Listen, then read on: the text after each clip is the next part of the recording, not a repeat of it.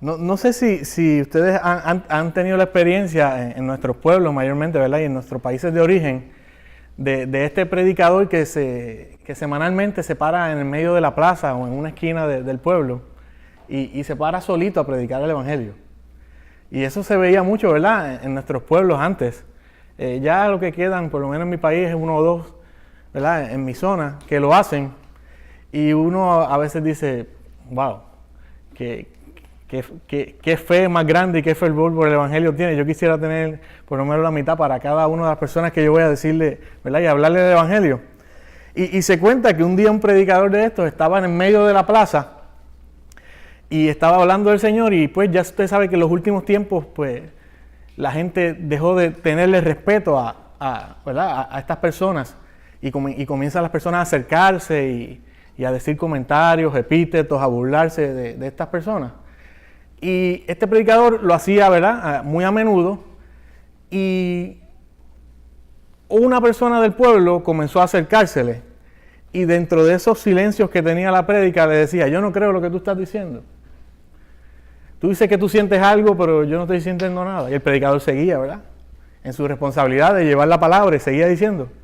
Venía otro día y volvía aquel hombre y se le acercaba y decía, no, yo no creo lo que tú estás diciendo, yo no siento nada de lo que tú estás diciendo. Tú dices que tú sientes a Cristo en tu ser, en tu corazón, pero yo no siento nada. Y era molestándolo cada ocasión. Llega un día en que regresa ¿verdad? El molestoso a decirle nuevamente epítetos y a sacar de concentración a aquel predicador que lo hacía con tanto amor.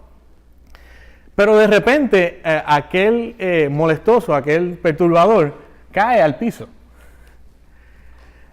Y cuando cae el predicador, pues se asusta, ¿verdad? Es natural. Y comienza a tocarse el pecho.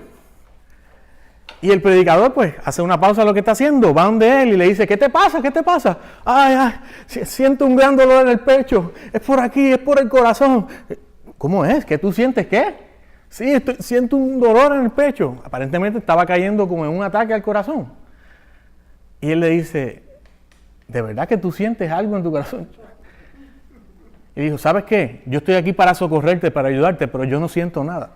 Lo que tú me estás diciendo, yo no te creo porque no lo estoy sintiendo. Pero te voy a ayudar, vamos a socorrerte. Y llamaron, ¿verdad? A las ambulancias y todo, y lo socorrieron. Pero ¿qué aprendería aquel hombre en aquel momento? ¿Qué le dijo el predicador? Te voy a ayudar, voy a socorrerte, pero ¿sabes qué? Yo no estoy sintiendo nada. Eso que tú estás sintiendo es lo mismo que yo siento, pero yo lo siento por la pasión de Cristo. Tú sientes algo, yo no lo siento. Así mismo me pasa a mí. Yo siento algo que tú no lo sientes y yo quiero que tú lo sientas. Gracias a Dios no se murió. Y entendió que las personas pueden sentir cosas y otras no. Pero lo que nosotros sentimos es mayor que cualquier dolor, es mayor que cualquier alegría mundana, es mayor que cualquier felicidad que nos pueda dar el mundo. Y es la pasión y nuestra fe en el Señor. Es lo que creemos. Esa fe en el Señor es lo que nos sostiene. Es lo que creemos y de eso queremos hablar hoy. Lo que llevamos en el corazón, que nos apasiona venir cada domingo aquí. Que nos motiva a adorarlo con los instrumentos. Esa fuerza que el Espíritu mueve en nosotros para traernos cada día aquí y seguir llevando el Evangelio. Así que la fe es más que un deseo o una herramienta para pedirle a Dios en favor nuestro. La fe es lo que creemos, la fe es el Evangelio, la fe es el credo de reconocer de que hubo una profecía que hablaba de un Salvador y que ese Salvador un día nació, ese Salvador creció, ese Salvador predicó que Él era el Hijo de Dios y que solo a través de Él había salvación. Fue un día a la cruz y murió. Pero al tercer día resucitó y ascendió a los cielos. Esa es nuestra fe. De que el Hijo de Dios resucitó, y porque Él resucitó es que nosotros estamos aquí. Yo creo que si Él hubiese fallecido el viernes y no hubiese resucitado, ¿verdad?, al tercer día, no estuviéramos aquí. Porque hubiésemos creído lo que los incrédulos decían. Él no era el Cristo, nada.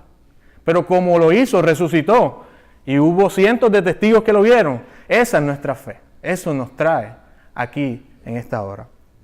Y le voy a pedir que busquen en el libro de Romanos, el capítulo 12 y los versículos del 1 al 8. Queremos que el Señor aumente nuestra fe. Y si el Señor aumenta nuestra fe, quiere decir que esa fe está en un número, en una medida.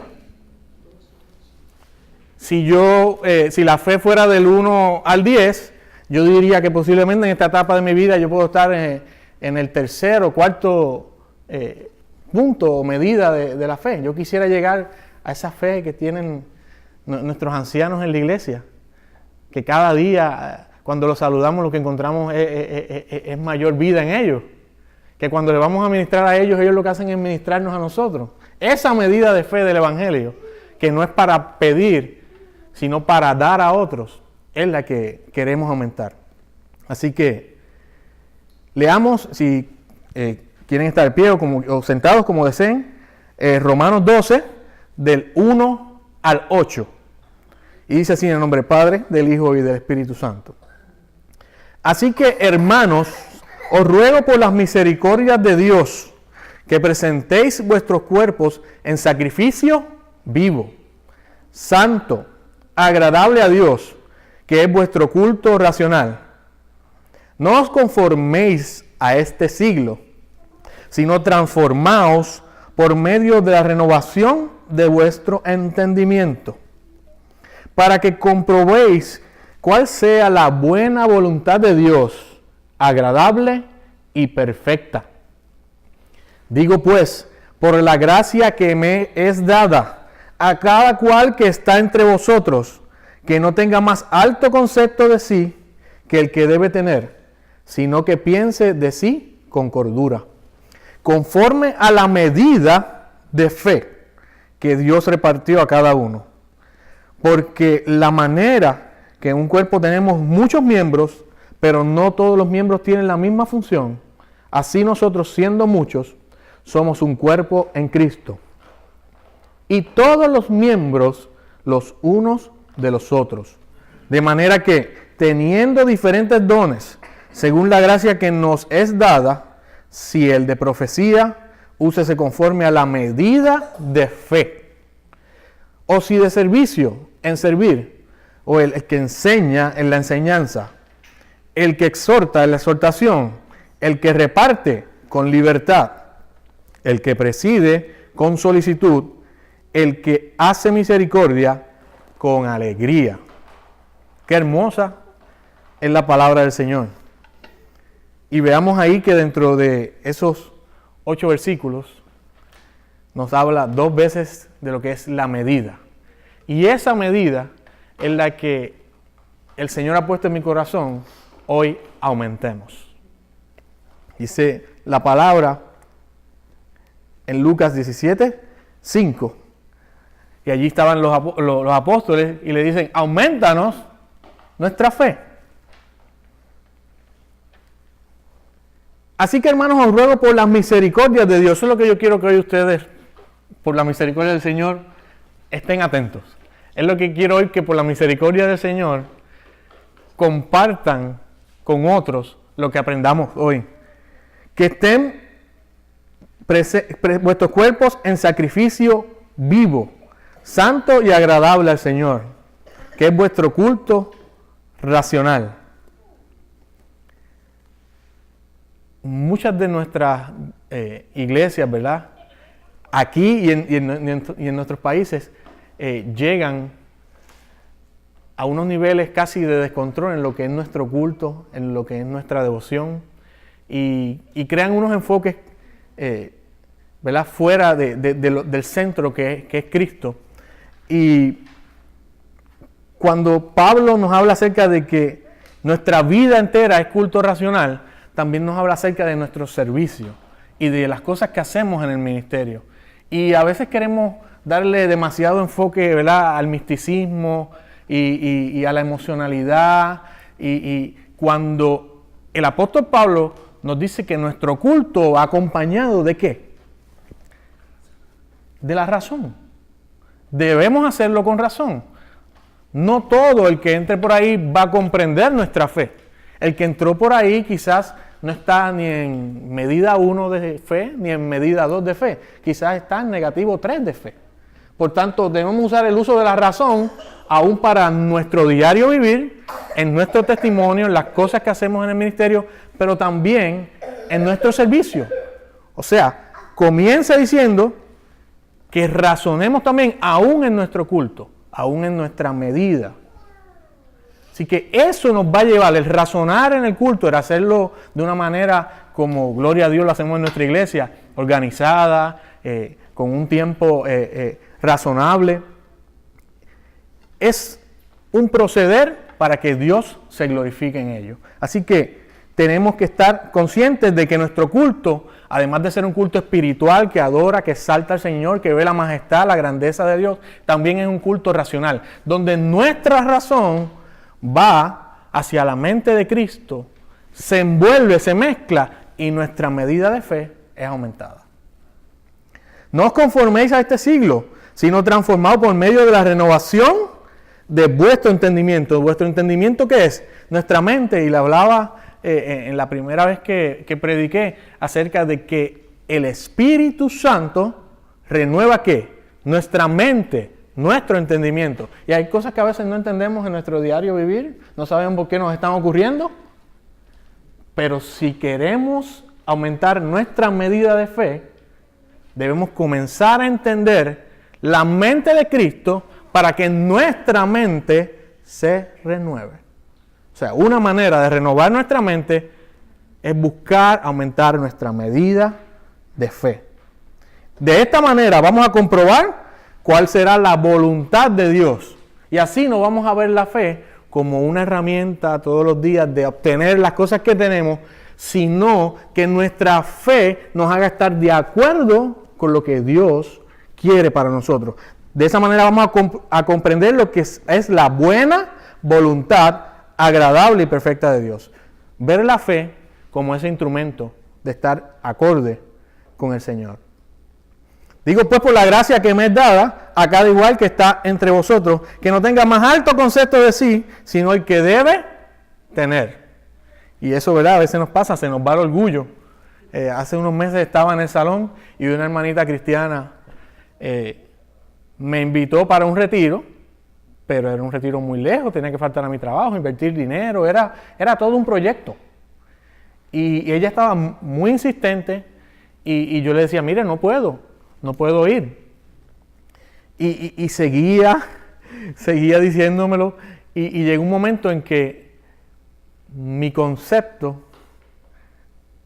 fue un poquito más alto de que el que debí tener.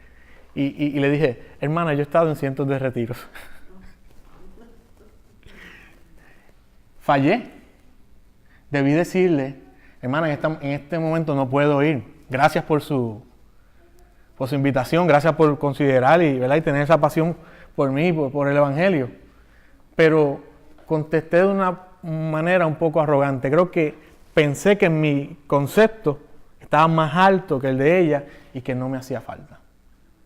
Y luego le dije, te pido perdón, porque te lo dije de una manera en la cual no te lo había dicho, de que había ido a cientos de retiros, de que había tocado con grupos y bandas en cientos de retiros, de que había hecho reflexiones en retiros.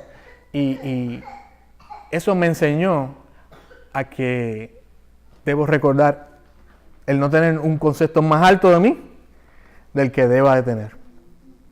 Porque de la manera que un cuerpo tenemos muchos miembros, pero no todos los miembros tienen la misma función, así nosotros siendo muchos somos un cuerpo en Cristo. Todos hacemos falta aquí. Desde el que conecta el micrófono, que a eso a mí me fascina, conectar el micrófono, hasta el que pone la silla, hasta el que canta, hasta el que predica, al que da la mano, al que sonríe, al que da el abrazo. No todos estamos capacitados para abrazar. No todos estamos capacitados para dar una sonrisa y la mano. Yo a veces practico mi sonrisa frente al espejo, para que no se vea, ¿verdad? Que estoy ahí forzándola. Antes nos tiraban un montón tomaban un montón de fotos en el ministerio que estábamos, y llegó un momento que ya yo lo veía como que, y me ponía frente al espejo a practicarla, porque quedaban fotos bien feas. Así que esa gracia no la tiene todo el mundo, ¿sabes? Esa gracia de sonreír, pero yo quedaba en fotos como que plástico, como que una sonrisa que no era. Así que hasta para dar un saludo y una sonrisa, el Señor nos da esa gracia, ese don. Así que todos, ¿verdad? No tenemos los mismos talentos ni los mismos dones, pero el Señor quiere que todos seamos parte de la función de la iglesia como un cuerpo. Así que nosotros, siendo muchos, somos un cuerpo en Cristo y todos miembros los unos a los otros, de manera que teniendo diferentes dones, según la gracia que nos es dada, si es el de profecía. Yo soy continuista y yo creo en una profecía basada en el orden del Señor. Yo creo en la profecía que es la palabra. Y yo creo que el Señor puede usar algún hermano en darle un consejo, en avisar sobre peligro a un hermano. Y yo entiendo que eso es profecía. Yo entiendo que el Señor usa hombres. He leído profecías de James Dobson. He leído profecías de predicadores norteamericanos que se cumplen 5, 6 años, 10 años luego. Exactamente como se han dicho. Y de mi parte, ¿verdad? Yo creo, ¿verdad?, en el continuismo y no creo en un Dios mudo. No, yo creo que Dios, esa inmanencia, eso que emana de Él, trascendió a nosotros hoy día en este siglo. Y que Él continúa hablándole a los hombres en diferentes maneras. Sí, su palabra está establecida. Es los preceptos, los conceptos, las leyes y la filosofía de vida que Jesús nos trajo, que es la mejor y la más grande. Pero creen en la profecía. Y dice aquí que si es de profecía, mire, ejérzalo medidamente, bajo la palabra, pero ejérzalo. Dice que si úsese conforme a la medida de la fe. Y la medida de la fe está en la palabra. Así que si va a utilizar el don de profecía, utilícelo basado en la medida de la fe. Si es de servicio, esta iglesia es hermosa porque todos servimos. A mí me encanta cuando vemos todos que hacemos algo. Todos montamos una silla, un cablecito. Cuando servimos los potluck, cuando servimos la fiesta del sorullo. Hermano, la fiesta del sorullo es que todo el mundo trae un plato, trae lo suyo de su hogar, y por eso el pastor lo llama así, para los que nos ven, ¿verdad?, a lo lejos. Nosotros hacemos una fiesta, están invitados los últimos domingos de cada mes. Así que, si es de servicio, el que enseña, el pastor enseña en los estudios bíblicos, el hermano Rafa también, a mí cuando me toque. El que exhorta. La primera vez que llegué a esta iglesia, recuerdo que vi exhortando a nuestra hermana Mirta. Y aquella exhortación quedó grabada en mi corazón. Esa fue la primera vez que llegué y la primera persona que vi exhortando al frente. Fue a ella y fue una linda bienvenida para mí. Qué lindo es el Señor. El que reparte con liberalidad. Y aquí le damos gracias al Señor porque cuando son estas actividades usted puede comer 2 y 3 veces. Sabe que en el libro de los Hechos el Señor ordenó de que el que repartiera fuera una persona sabia que supiera repartir. Aún para repartir los bienes que el Señor nos da, tenemos que hacerlo. Tenemos que hacerlo bien, tenemos que hacerlo con libertad, pero tenemos que hacerlo en orden. Y en el libro de los Hechos nos habla de eso, personas que tuvieran el don de repartir. Así que eso es un ministerio, no se sienta mal si usted siempre le toca repartir el pollito y el arroz en las actividades. Al contrario, eso es un don. Está escrito y varias veces es mencionado en la palabra. Así que el que preside, que lo haga con solicitud. El que hace misericordia, ¿verdad? Y el que preside, pues estamos hablando de los líderes, ¿verdad? De los diferentes comités que se desarrollan en la iglesia. Que lo haga con solicitud. Mire, si preside, ser pronto a hacerlo con tiempo, hacerlo con orden, solicitarle a los demás con tiempo, no solicitar de 3 horas no solicitar, si es a las 5, no solicite a las 3. Hágalo con orden, con tiempo. Y el que hace misericordia, mire, hasta ese don, hasta ese ministerio, el ministerio de misericordia, que lo haga con alegría. Pues que como que una cosa no es como las otras. ¿Sabe esa canción que dice, una de estas cosas no es como las otras, ¿verdad? Así que si usted tiene misericordia, hágalo con alegría. No lo haga con, ¿verdad?, un mal carácter, con pedancia, con repugnancia. Porque hay gente que, está bien, lo voy a hacer, pero ¿cómo lo hacen? En mi país decimos de mala gana. Aquí eso está bien, ¿verdad? De mala gana. Dice que el que hace misericordia, o sea, que ejerce el ministerio de la misericordia, lo haga con ¿qué? Con alegría. Y ya, ¿verdad? Habiendo hecho un poquito, ¿verdad? De exégesis de ese pedazo, ¿verdad? Tratamos de hacerlo de manera expositiva, ¿verdad? Porque es uno de los estilos y el que creemos, ¿verdad? Podemos entender mejor la palabra, ¿verdad?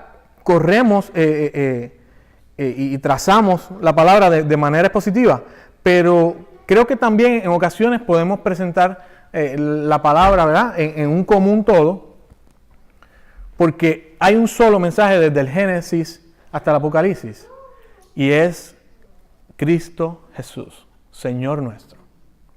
Cristo, la salvación que Él nos dio, Cristo como Dios, Jesús como el unigénito Hijo de Dios. Y la palabra, a lo largo de ella, nos presenta diferentes ejemplos de fe. Y quería comenzar explicando algo de la fe. Ustedes, ¿verdad?, muchos lo conocen, otros, ¿verdad?, será para refrescarlo y otros será para aprender. La fe es un don, una fuerza espiritual que crece según su uso y desarrollo. Hay personas que tienen fe, pero llevan 20 años con la misma medida de fe porque no hacen uso de ella, no desarrollan su fe. Así que la fe crece mediante su uso y su desarrollo. Ahí fue cuando los apóstoles le dicen en Lucas 17:5, Señor, aumentanos la fe. Ya ellos llevaban un tiempo con Él. Su medida de fe estaba, ¿verdad?, en un número, pero ellos querían más. Ellos sentían que podían obtener de allí, de Cristo que estaba junto a ellos, más fe. De hecho, una vez fueron criticados porque no ayunaban. ¿Y qué le dijo Jesús? Ellos no tienen que ayunar si ellos están conmigo. Ellos entendían que todo el don, toda la gracia, todo el poder que ellos necesitaban estaba al lado de ellos. Y por eso ellos estaban diciendo, aumentanos la fe. Ahora, Jesús ascendió a los cielos. Usted necesita las disciplinas, ¿verdad?, del cristiano. Usted necesita orar, usted necesita ayunar. Hágalo, es lindo. El ayunar no es solo un beneficio espiritual. El ayunar es un beneficio de salud. Me explicaba un pastor que le encanta el asunto de esto de la salud, que nuestros intestinos tienen unos piñones, ¿verdad?, unos molinos. Y si usted come todos los días esos molinos se utilizan. Pero el día que usted haga un ayuno, ese molino descansa. Y mientras más descanso usted le da a la maquinaria, ¿qué pasa? La maquinaria dura más tiempo. Así que no solo lo vea como un asunto espiritual, véalo también como un asunto de salud. Así que es una manera de aumentar nuestra fe, orando, leyendo la palabra, ayunando, haciendo el ejercicio del evangelio, predicando a los demás. No solo parándonos aquí, sino llevando allí en la fila del banco, en la fila del supermercado, en la silla del consultorio médico. Sabemos que la fe está definida en la palabra, ¿verdad? Específicamente en el libro de Hebreos. Hebreos 11:1 dice, es pues la fe, la certeza de lo que se espera y la convicción de lo que no se ve. Y ahí hay casi 40 ejemplos, ¿verdad? En esos 40 versículos de lo que es la fe. Ejemplos que nos dan un recorrido bíblico. Si usted lee Hebreos 11, usted prácticamente tiene un resumen completo de las hazañas de fe que hay en la palabra. lo que hicieron los grandes hombres del Señor, ¿verdad? Como Abraham, Moisés, Noé, todos hicieron por fe. Pero si se da cuenta, esos grandes ejemplos no fueron ejemplos para beneficio de ellos. ¿Para quiénes fueron? Fueron de beneficio para la humanidad, para el propósito que Dios tenía con el pueblo de Israel. Así que esa debe ser nuestra intención de nuestra fe. No podemos utilizarla como esa creencia que nos va a llevar a lo que le estamos pidiendo al Señor. Pero que la fe sea un beneficio para el propósito de Dios en la vida nuestra y en la vida de los que nos rodean. ¿Verdad? No quiero tratar en este momento la fe como esa herramienta, sino, ¿verdad? Sino ese credo, esa creencia para estar de acuerdo con Dios. Un pensador, ¿verdad? Filósofo dijo, tener fe no significa principalmente creer en algo, sino creer en alguien. Y nuestra fe es Cristo. Nuestra fe es creer en Cristo. Un mismo filósofo allá lo definió bien. No es creer en algo, sino creer en alguien. Yo tengo fe que cuando yo llamo a Rafa, él va a tomar el teléfono. Yo creo que Rafa va a tomar el teléfono. Pero no es que tengo fe en mí, como yo voy a llamar a Rafa, él va a tomar el teléfono. No, yo creo que Rafa va a coger el teléfono. Porque creo que él lo va a aceptar mi llamada. Y así es como nosotros debemos de obrar. Debemos creer que Dios lo puede hacer. De que mi deseo se acoja al deseo de Dios y no que Dios se acoja a mi deseo, a mi petición. Y en ocasiones el Señor contesta rápido. En ocasiones el Señor contesta menos rápido. Pero de seguro el Señor le tiene 3 respuestas. La primera puede ser sí. La segunda puede ser no. Y la tercera, espera. Siempre ese movimiento de fe que hagamos va a tener esas 3 respuestas. Sí, no y espera. Pero Él va a contestar. Siempre va a contestar. Y si hubiese una cuarta opción de no contestar, usted sabe cuándo va a recibir la respuesta, ¿verdad? Cuando estemos allí frente a Él. Va a llegar un momento en que vamos a estar allí disfrutando de aquellas mansiones celestiales. Y lo que no nos contestó hoy día, esa será la cuarta opción. Recibir la respuesta cuando estemos con Él en el cielo. Así que la fe, verla como verla más que como nuestro estilo de vida, verla como el Evangelio mismo, verla como la idea de la salvación. Ver que nuestros problemas, nuestras enfermedades, nuestras situaciones tienen salvación. ¿Salvación en quién? En el autor y consumador de la fe. El autor era archegos. Cuando usted busca esa definición, el griego de archegos, es una definición súper amplia. Es como ese todo que crea todo. Ese autor hermoso. Nuestro autor y consumador de la fe. Pidamos más fe. Lucas 17:5 habla de eso. Aumentanos la fe. Y el Señor que le dijo, si tuvieses fe como un grano de mostaza, diría a ese sicómoro, arráncate. Y a veces, ¿verdad? Pensamos allá y vemos la película Thor, cuando él hace así, arranca los palos. No, esa no es la idea. No queremos deforestar el área. El Señor lo que nos está hablando es que podemos hacer cosas maravillosas, cosas grandes, sorprendentes para Él, cuando nuestra fe es aumentada. Decimos que es necesaria la fe. ¿Por qué? Porque sin fe usted no puede agradar a Dios. Cuando Dios ve que usted se rinde muy rápido, cuando Dios ve que usted no tiene fe en Él, eso no agrada a Dios. Hebreos 11:6. Y sin fe es imposible agradar a Dios, porque es necesario que el que se acerca a Dios crea que Él existe y que es galardonador de los que le buscan. O sea que es necesario para nosotros ser aceptados como ofrenda a Dios, para que nosotros mantengamos alegre a Dios, que esa fe crezca todo el tiempo, que esa medida de fe sea aumentada. Así que sin fe no podemos agradar a Dios. Es imposible agradar a Dios. Es necesaria la fe. Según Tesalonicenses 3:2, no todos tienen fe. Ahora quiero que no juzguemos al que no tiene fe, porque la palabra nos dice que no todos tienen fe. Y a veces nos frustramos cuando nuestro familiar, nuestro amigo, no tiene fe. Y le digo, es una de las cosas que más me ocurre en la semana. Esa frustración por no ver fe en mis amigos y familiares. Eso es algo que a mí, Señor, dame paciencia.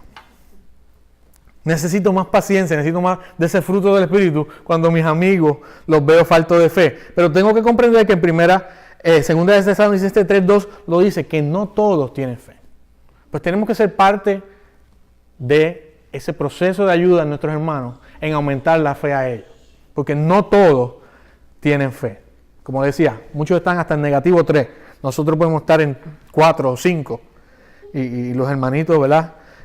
Ya ancianos que llevan en esa perseverancia de la salvación, ya llevan años, estarán como nivel 9, nivel 10. Pero, ¿verdad? Debemos de ayudar a la gente de que salgan de ese negativo 3 y lleguen a una medida de fe, ¿verdad? Que se vea. Es necesaria la fe, Efesios 2:8, porque por gracia sois salvos por medio de la fe, y esto no de vosotros, pues es don de Dios. La fe es un don de Dios. Si usted cree en que Jesús es el Hijo de Dios, eso es por la fe que puso Él en ustedes, por el don de fe que Él puso. Y la salvación es un don de fe en nosotros. Vuelvo y repito, Efesios 2:8, porque por gracia soy salvo. Usted está salvo por la gracia de Dios. ¿Por medio de qué? De la fe. Y esto no de vosotros, pues es don de Dios. Así que, ¿todos tenemos fe? Ya sabemos que no. Algunos tenemos más, algunos tenemos menos. Pero en Romanos, ¿verdad? Nos habla acerca de esa medida de la fe. Hay diferentes tipos de fe. Y una de esas fe es una que no debemos poner en práctica. Una fe muerta. Santiago 2:20 dice que la fe sin obras es muerta. Así que usted tiene fe, pero usted tiene que hacer algo. Yo quiero un nuevo trabajo, pero yo tengo que llegar a oficinas, llegar a empresas y llevar mi resumen. Yo no puedo decirle, Celi, yo quiero un nuevo trabajo. No estoy a gusto con mi trabajo, quiero un nuevo trabajo, y estar sentado en casa viendo televisión o viendo videos en YouTube. Así que mi fe se va a hacer viva cuando yo esa fe la acompaño de una obra. Y ahí el Señor sí se glorifica. Que el Señor a veces nos dice que estemos quietos, sí. Porque a veces hemos intentado tanto, pero lo intentamos erróneamente y el Señor nos dice, hey, estate quieto, confía en mí. Pero la fe dice que sin obra es muerta. Una fe débil. Romanos 14:1. Recibid al débil en la fe, no para contender sobre opiniones. Cuando nos encontramos hermanitos que son de algunas sectas, algunos hermanitos que están rebeldes contra el Señor, no contender con ellos porque ellos son débiles. Usted es más fuertecito en el Señor. Él es débil, no contienda con él. Romanos 14:1, recibid al débil en la fe, pero no para contender sobre opiniones. Porque entonces, en vez de acercarlo al Señor, lo que va a hacer es espantarlo. Así que, sea entendido con el que es más débil en la fe que usted. Hay gente que tiene poca fe, y Jesús mismo lo dijo, Mateo 6:30, hombres de poca fe. Hay gente que tiene una fe grande, Mateo 5:28. Oh mujer, grande es tu fe, sea hecha como quieres. Grande es tu fe. Ella sabía que el Señor lo podía hacer. Y el Señor, desde luego, sabía ya que eso iba a ocurrir. Una fe que crezca firme. Eso es una fe creciente. Segunda de Tesalonicenses 1:3. Por cuanto vuestra fe va creciendo de sobremanera y abunda. Segunda de Tesalonicenses 1:3. Por cuanto vuestra fe va creciendo de sobremanera y abunda. Una fe firme también es la que vemos en Romanos 11:20. Pero tú, por tu fe, estás firme. Tu fe es la que te sostiene. No crea que usted ha resistido la tentación todo este tiempo. No crea que usted está en el Señor por usted mismo. No. Es nuestra fe en Cristo la que nos ha mantenido firmes. Es la que nos da salud. La que nos da ese aire de vida. La que nos levanta cada mañana. Romanos 14:6. Por esto proviene de la fe, a fin de que sea según la gracia, para que la promesa sea firme para toda su descendencia. O sea que no solo usted, sino sus hijos, sus nietos. Colosenses 1:23. Por cuanto permanecéis fundados y firmes en la fe, sin ser removidos de la esperanza. La fe también puede ser una fe perfecta. Una fe perfecta la encontramos en Santiago 2:22. ¿Ves que la fe actuaba juntamente con sus obras y que la fe fue completada por las obras? ¿Veis pues que el hombre es justificado por las obras y no solamente por la fe?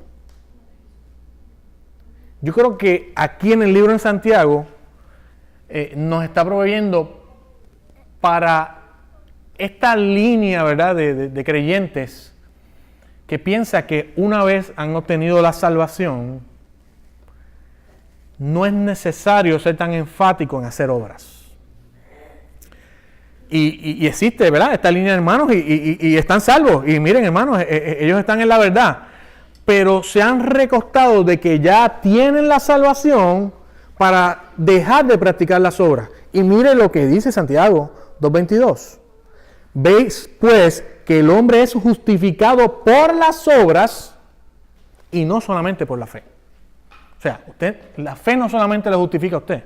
La fe solamente no le da el don de salvación, sino que usted, producto de esa salvación, producto de esa fe que hay en usted, tiene que haber un resultado. Y es demostrar esa fe, ¿en qué? En obras. La fe va primero, pero esa fe tenemos que demostrarla en hacer obras. Si no hacemos obras, como que van a dudar de nosotros si somos salvos o no. Y aunque usted sea salvo, pero usted no está dando testimonio. Y la mera apariencia de que usted no está haciendo su labor como cristiano, denigra su testimonio. Así que tenemos que justificarnos también por las obras para que nuestra fe se vea en nosotros. Una fe que obra y que está activa continuamente haciendo las cosas producidas por la misma fe. Lo que nace de fe sigue creciendo por la misma naturaleza ¿de qué? De la fe.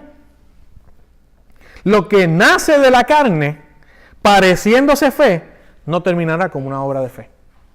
Así que a veces hacemos cosas que quizás tenemos la buena intención, pero nació de nuestra emoción, nació de la carne y al final tiene un resultado que no es bueno. Pues eso no salió de la fe, eso salió de nuestra emoción, de nuestra carne. Así que lo que nace de la carne, pareciéndose de fe, no terminará como una obra de fe. Una fe real. Una fe real es una fe no fingida. 1 Timoteo 1:5. Pero el propósito del mandamiento es el amor que procede de un corazón puro, de una buena conciencia y de una fe no fingida. Así que el Señor quiere que nosotros presentemos al mundo una fe real. 2 Timoteo 1:5. La fe no fingida que hay en ti, la cual habitó primero en tu abuela Loida y en tu madre Eunice. Y aquí vemos lo lindo del Evangelio, que lo discutíamos en el primer estudio bíblico que hicimos este semestre, que cuando reconocemos al Señor como nuestro Salvador, cuando tenemos el don de la salvación, la fe nos liberta de toda maldición anterior, pero la bendición de esa fe que tenemos ahora en nosotros pasa a nuestras generaciones. Y este es el ejemplo, ¿verdad?, que nos da 2 Timoteo 1:5. La fe no fingida que hay en ti, la cual habitó primero en tu abuela Loida y en tu madre Eunice. La fe la podemos transmitir de generación en generación. Que se haga real en nuestra familia, que se haga real en los nuestros. Una fe victoriosa es en Cristo Jesús. Una fe victoriosa, primera de Juan 5:4, porque todo lo que es nacido de Dios vence al mundo. Y esta es la victoria que ha vencido al mundo, nuestra fe. Hebreos 11:33, que por fe conquistaron reinos, hicieron justicia y alcanzaron promesas y taparon las bocas de los leones. Un espíritu de fe, 2 Corintios 4:13. Sin embargo, tenemos el mismo espíritu de fe, conforme a lo que está escrito. Creí, por lo tanto, hablé. Nosotros también creemos. Y por lo que creemos, hablamos. Por eso es que yo estoy parado aquí.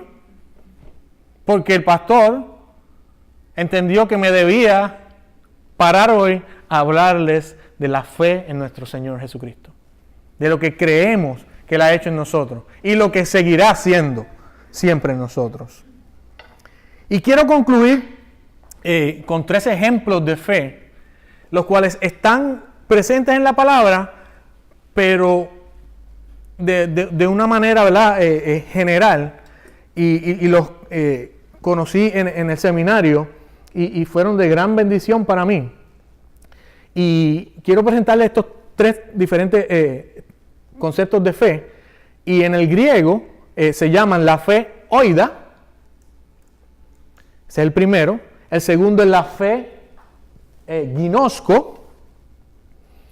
Y el tercero es la fe pistis o pisteu o pisteu. El griego, ¿verdad?, es muy difícil de pronunciar. Yo cuando lo escribo en el ordenador siempre aprieto la bocinita para para corregir el disparate, ¿verdad? Así que el griego es fascinante, pero es hasta más difícil que el francés y que el árabe de hablar. Pero van por ahí, la oida, el ginosko y el pisteu, por lo menos al español se escriben de esa manera. Y quiero, ¿verdad?, hacer una ilustración. Ese vasito que traje, color oro, no lo traje porque no quería beber en la botella. No, ya yo bebí de la botella que eché allá. Pero quiero rapidito culminar, ¿verdad?, con una ilustración. Y es una superficie plana. La fe oída, ¿verdad? Hemos escuchado allá en Job, ¿verdad?, de oídas te había oído, pero más ahora mis ojos ven. Hay muchas palabras hoy en el español y en el inglés y en todo el lenguaje universal que provienen del griego, y todavía esa raíz etimológica, ¿verdad?, se escucha más o menos igual. Así que la fe oída no se limita solamente al asunto auditivo, sino la fe oída trabaja también con el asunto de los sentidos, pero los sentidos lejanos. Aquí la fe oída se habla, ¿verdad?, en los evangelios de ella. La fe oída yo la voy a aplicar a ese vaso que tenemos ahí. Ese vaso nos lo regalaron en una conferencia de matrimonio que nos lo ganamos en la dinámica final. Y una hermanita me lo regaló y muy bonito, me encantó. Yo estoy viendo ese vaso y yo sé que ese vaso es tangente porque está puesto encima de la mesa. Yo vi que el hermano Rafa tomó el vaso. Así que yo creo que él existe. De hecho, veo que es de cristal y que tiene una banda dorada. Yo estoy llenándome de información con eso. Así que la fe oída va muy ligada al asunto del conocimiento, ¿verdad?, que aprendemos. De oídas te había oído, mas ahora mis ojos te ven. Yo estoy viendo el vaso color oro o color cobre, ¿verdad? Muy bonito. Y a veces muchos cristianos, cuando están comenzando en el evangelio, según esa crisis de fe que tuvieron, según esa crisis de vida que tuvieron, vieron esto como algo muy bonito, que lo es, pero vinieron al Señor más que en búsqueda de un Salvador y de salvación, más en búsqueda de resolver su problema, de tener esa libertad económica que necesitan, de tener esa libertad de salud, y lo ven bien lindo, y lo tienen ahí, pero permanecen solamente en eso. Y por eso no hay mayor medida de fe en ellos, porque solamente llegaron, porque lo vieron lindo, porque saben que existe, porque saben que pueden recibir una ayuda, pero no llegan a Él. Ahí permanecemos en una fe oída. Yo creo que el hermano puede darle un clic más. Así que, vamos para atrás, porque si no se definen toditas. Podemos darle un sí.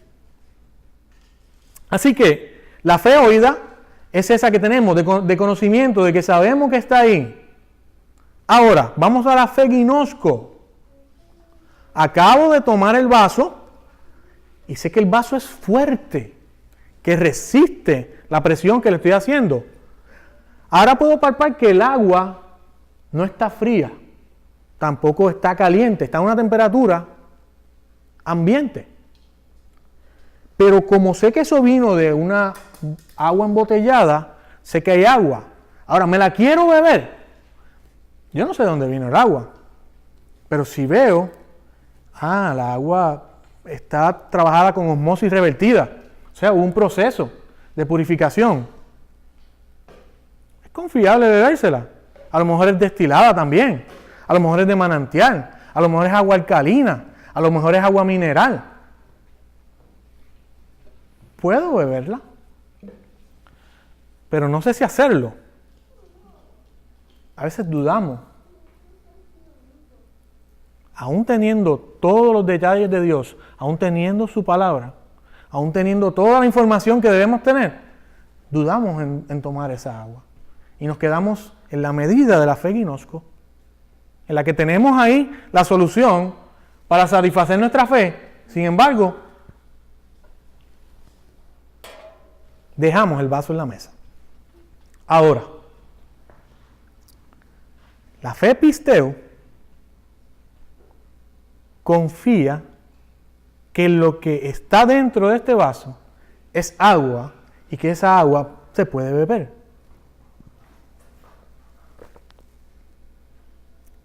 Ya no es un elemento que está externo, afuera, el cual confío.